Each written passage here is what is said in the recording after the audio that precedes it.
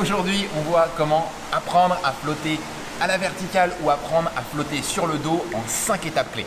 C'est le second épisode d'une série de 3 vidéos. La première, tu peux la voir juste ici, c'est comment apprendre à vaincre ta peur de l'eau. Si tu ne l'as pas vue, je t'invite à la regarder avant celle-ci.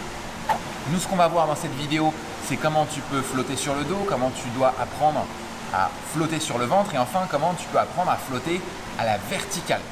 Donc si tu es débutant et que tu désires apprendre à nager, cette série de 3 vidéos, elle va énormément t'aider. On t'a partagé en description les séances que tu peux télécharger très facilement. Et si tu es maître nageur et que tu as du mal avec les débutants, ça va probablement te donner un bon coup de pouce. T'es prêt? C'est parti!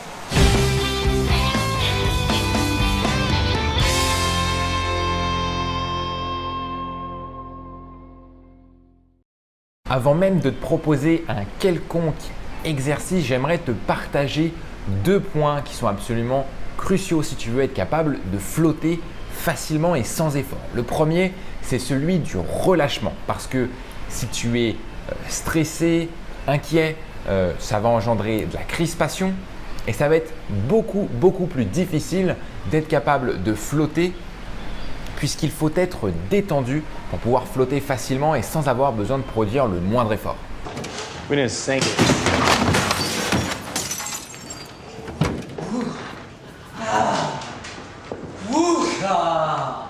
Et pour t'aider à te relâcher, je t'ai partagé déjà plusieurs outils dans la vidéo précédente. La seconde clé, ce sont tes poumons. Ils sont capables de capter une grande quantité d'air et ils vont donc pouvoir jouer le rôle de bouée. Et si tu veux pouvoir les remplir pour pouvoir flotter facilement, il va falloir te relâcher pour être dans la capacité d'inspirer un maximum d'air et de pouvoir rester à la surface sans effort.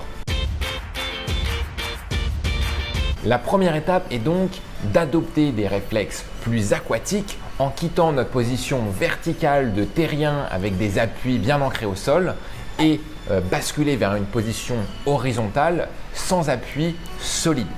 Et pour ça, le meilleur moyen, le plus simple en tout cas, c'est de se laisser tomber en avant. Pour cela, ça demande de lâcher prise, ça demande d'avoir confiance dans le milieu aquatique. Et une fois que tu bascules sur l'avant, voilà, tu n'as plus aucun appui au sol et c'est une première étape de franchie. Par contre, pour te redresser, pour certains, ça peut être délicat puisque on n'a plus d'appui solide. Il va falloir effectuer un mouvement dynamique, ramener les genoux pour venir grouper proche du corps, donc fléchir rapidement les genoux et les rapprocher du buste. Et à ce moment-là, naturellement, le bassin va s'enfoncer et on va se retrouver à nouveau dans une position beaucoup plus verticale et on va pouvoir facilement reprendre ses appuis au sol. La seconde étape, puisque tu as été capable de lâcher prise et de ne plus avoir d'appui au sol, on va chercher à flotter sur le ventre. Donc à faire ce qu'on appelle traditionnellement l'étoile de mer sur le ventre. Et pour ça, on va reprendre cette idée de se laisser tomber en avant. On va chercher à écarter les bras et les jambes le plus possible et surtout, on va orienter le regard au fond du bassin, donc en dessous de la tête. Parce que si tu redresses la tête, ça va être très délicat de flotter. Le deuxième point important, c'est de chercher à faire des petites bulles avec le nez, avec la bouche, d'expirer doucement et de ne pas rester en apnée. Bien entendu, tu pourrais flotter en apnée, mais on va commencer déjà à mettre en place les bons réflexes aquatiques pour faciliter ton apprentissage des nages juste après. Expirer doucement par le nez et la bouche va te permettre de te relâcher davantage. Et c'est vraiment ce qu'il faut chercher à faire lorsque tu veux flotter à l'horizontale. Le point qui est ici intéressant, c'est comme tu peux l'observer, mais je flotte relativement mal à l'horizontale. J'ai tendance à avoir les jambes qui coulent et peut-être que tu vivras exactement la même situation. Ce n'est pas un problème. Quand on est enfant, généralement on flotte bien, mais quand on est adulte, quand on est un terrien, on a souvent les membres inférieurs qui sont relativement musclés, on a une densité osseuse des membres inférieurs qui peut être importante et donc ça devient vite difficile. Mais comme tu peux l'observer ici, je suis en crawl et ça ne me gêne pas pour nager. Je suis capable de maintenir mes jambes à la surface, d'adopter une position bien horizontale lorsque j'ai de la vitesse, alors que sur place, comme tu l'avais vu juste avant, c'était impossible. Et c'est la même chose pour beaucoup de nos nageurs 2.0. On est parvenu à trouver des solutions pour résoudre ce problème sans avoir à se farcir des longueurs en battement avec la planche ou avoir la béquille du pull boy en permanence. Tu pourras le découvrir en rejoignant la méthode Crawl 2.0. C'est ce qu'on te proposera de faire en participant à ce challenge juste ici. La troisième étape est celle de flotter sur le dos. Et pour ça, ce qui bloque le plus souvent, c'est le côté psychologique. Parce qu'il faut nécessairement lâcher prise et accepter que l'eau va te porter sans pouvoir regarder ce qui se passe. En fait, idéalement, pour parvenir à flotter, il faudrait que tu imagines que tu t'allonges sur ton lit. Tu aies la même attitude à adopter que si tu posais ta tête sur ton oreiller et que l'eau te soutenait. Et si tu es seul, ce que je te recommande de faire, c'est d'abord de t'accroupir jusqu'à placer ta tête au niveau de l'eau. Et à ce moment-là, de venir basculer la tête en arrière, en levant le menton, en regardant le plafond et en mettant tes oreilles progressivement sous l'eau jusqu'à ce que ta tête, tu sens qu'elle soit portée. À ce moment-là, une fois que tu sens que ta tête est portée, tu vas chercher à t'allonger davantage jusqu'à mettre le ventre à la surface et peut-être, si tu arrives à avoir une bonne flottaison, à maintenir les pieds au ras de l'eau. Si tu n'es pas trop à l'aise, deux recommandations, tu peux utiliser une planche ou une frite, enfin un objet flottant pour t'aider. Et puis tu peux également utiliser les bras et les jambes en les écartant le plus possible pour parvenir à maintenir ton équilibre. Et si tu es à plusieurs avec un partenaire, tu peux lui demander de t'assurer, un peu comme en gym lorsque tu dois réaliser une figure, en lui demandant de maintenir ta tête, donc de poser une main derrière ta tête pour assurer ta sécurité, éviter que l'eau vienne jusque sur ton nez ou sur tes yeux, ce qui pourrait peut-être t'inquiéter. Enfin, pour te redresser, il suffit de te mettre en boule et à nouveau, tu vas basculer vers une position verticale avec laquelle tu vas pouvoir facilement reposer les pieds au sol et te redresser. Finalement, flotter sur le dos a un intérêt énorme à chaque fois que tu te sens fatigué, que tu as besoin de récupérer et que tu n'as pas la possibilité de t'accrocher au bord ou bien d'avoir pied, tu peux basculer sur le dos, te mettre en position dorsale et respirer tranquillement sans effort pour récupérer.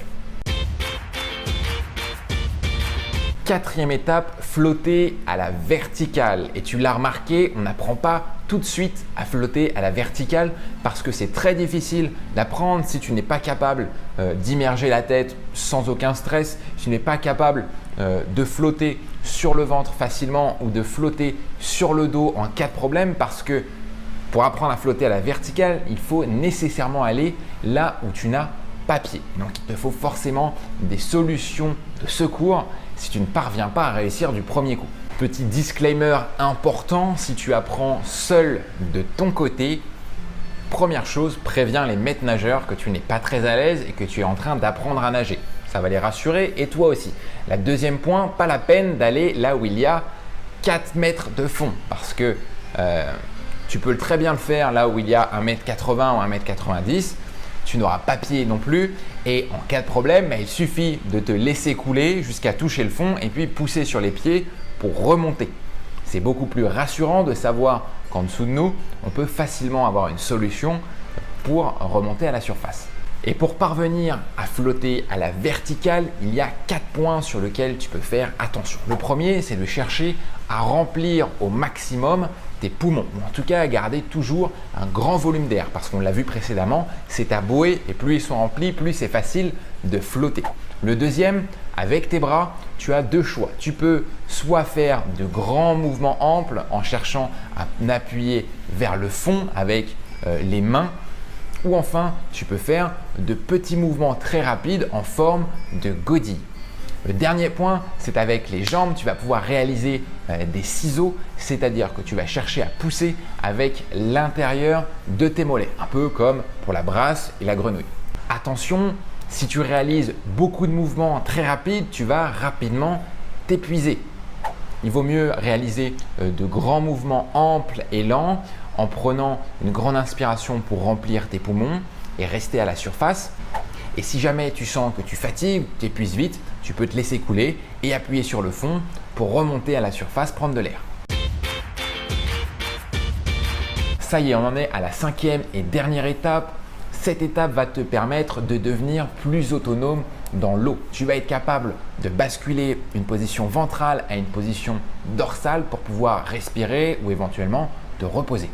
Et pour basculer de la position ventrale à la position dorsale, il s'agit avant tout de pivoter la tête et de pivoter les épaules. Ce sont eux qui vont guider le mouvement. En tournant ta tête et en tournant tes épaules, le reste du corps suivra, un peu comme au ski. Monsieur Luce, comme nous avons 20 minutes pour monter, nous allons en profiter pour faire un petit cours sur le planter du bâton. Et dès l'arrivée, pour vous récompenser, nous irons prendre un verre de vin chaud. Et lorsque tu es à la verticale et que tu sens que tu fatigues, tu as besoin de te reposer, à ce moment-là, pour basculer sur le dos, il s'agit surtout de lever le menton, de chercher à allonger sa tête le plus loin possible en arrière et d'inspirer avec la partie basse des poumons, de chercher à avoir une inspiration vraiment profonde en gonflant le ventre. Ça va te permettre de faire plus facilement remonter le ventre à la surface et donc de pouvoir trouver ton équilibre sur le dos. À ton tour de réaliser les 5 étapes, je te laisse télécharger la séance juste en dessous ou dans la description. Dis-moi ce qui t'a posé dans les commentaires le plus de difficultés et dans la prochaine vidéo, nous ce qu'on va faire, c'est qu'on va te partager comment tu peux glisser et te déplacer dans l'eau beaucoup plus facilement. Ce sont vraiment des éléments fondamentaux qu'il te faut maîtriser et qui font partie de la méthode Crawl 2.0. Alors attention, hein, pas de battement, pas de planche, pas d'exercice chiant ou pénible. On laisse ça aux autres, on va vraiment se focaliser sur des choses qui sont fun et qui sont faciles à appliquer. Et si tu veux retrouver l'ensemble de ces séries vidéo avec les séances que tu peux télécharger et amener avec toi au bord du bassin, tu peux cliquer juste en dessous de ma tête. Là, tu peux télécharger ça et tu vas le recevoir immédiatement dans ta boîte mail.